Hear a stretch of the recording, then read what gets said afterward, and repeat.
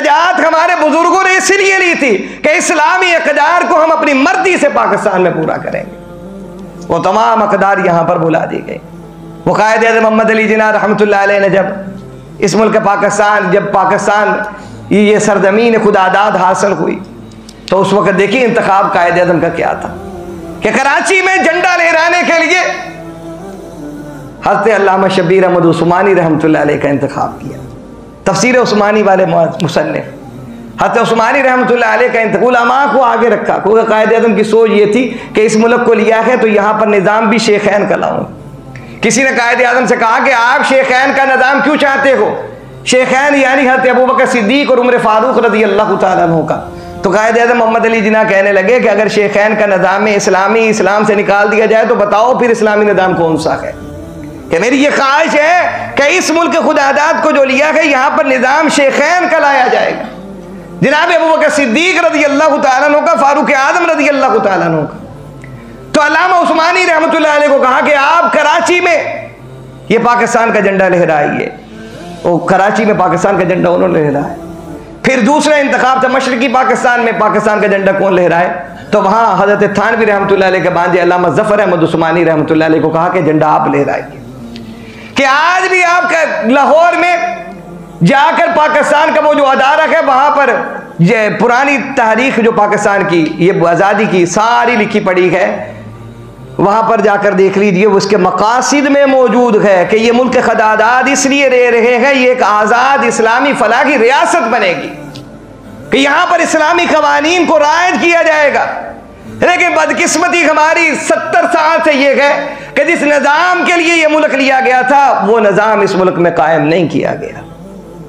मेरे भाइयों, ये जो आज़ादी का फ़लसफ़ा है जिसको आज बाजों की नज़र कर दिया जाता है, सड़कों में एक तूफान बदतमीजी मचाकर पा की आवाज़ों की नज़र कर दिया जाता है, इसके पीछे जो फ़लसफ़ा कुर्बानी का है वो बड़ा तवील फ़लसफ़ा है।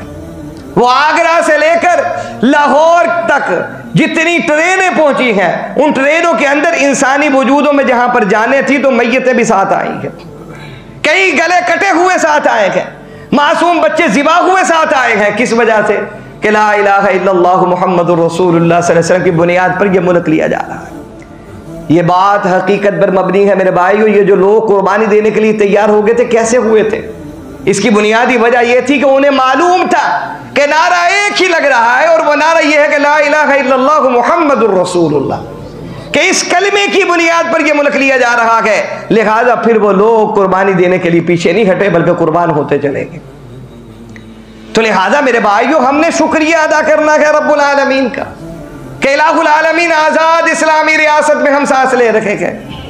वो सहाबे किराम रिज़वानुल्लाह ताला अलैहिम मजमईन जिन्हें गुलामी से अल्लाह ताला ने आज़ादी अता फरमाई। सैयदना उस्मान बिन अफ़्फ़ान रज़ी अल्लाह ताला अन्हु किसी से पूछा था कि उस्मान बताइए महबूब चीज़ क्या है आपको?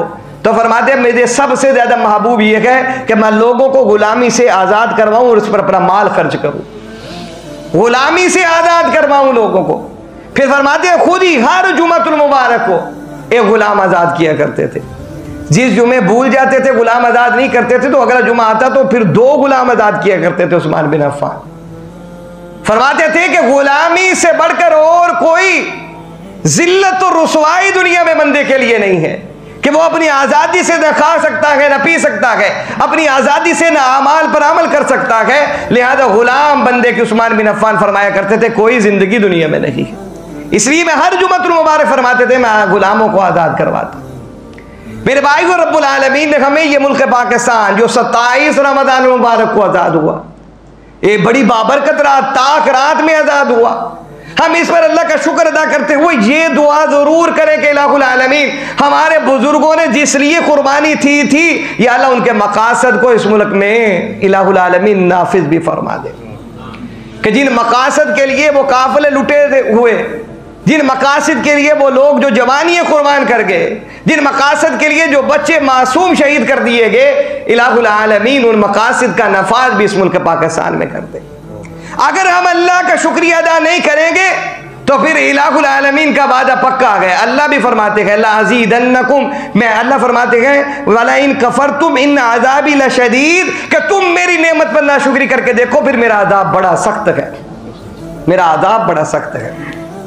मेरे भाइयों, ज़रूरत इस अमर की है कि हम इस पर अल्लाह रब्बुल आलमीन का शुक्रिया अदा करें और इलाहुल आलमीन की बारगाह में दुआ करें कि इलाहुल आलमीन हमारे जिन बुजुर्गों ने कुर्बानी दी थी, आप उनकी कुर्बानी को कबूल फरमा लीजिए और उनकी कुर्बानी के मकासद को पूरा भी फरमा दीजिए। ये अमल तो करें तो फिर तो समझ आता है कि 14 अगस्त तक हमारे दिल गमगीन हो जाए, हम अफसुर्दा हो जाए कि हमें आज़ाद करवाने के लिए उन लोगों ने अपनी जवानी कुर्बान कर दी, कि हम आज़ाद मुमलिकत में सांसें ले रहे कि वो लोग इस पर अपनी कुर्बानी देकर गए हैं। तो मेरे भाइयों, मैं ये अर्ज कर रहा हूं कि आज हमें भी यही गलती लगी हुई है। हम यही समझ रहे हैं कि नेमतें हमारी वजह से है, हमारी अपनी कोशिश और जुहद की वजह से नहीं। मेरे भाइयों, नेमतें भी अल्लाह की तरफ से है। अल्लाह जिससे चाहते हैं नेमत को छीन लेते हैं, फिर जो शुक्रगुजार बंदा होता है उस पर नेमत को ज्यादा भी कर देते हैं।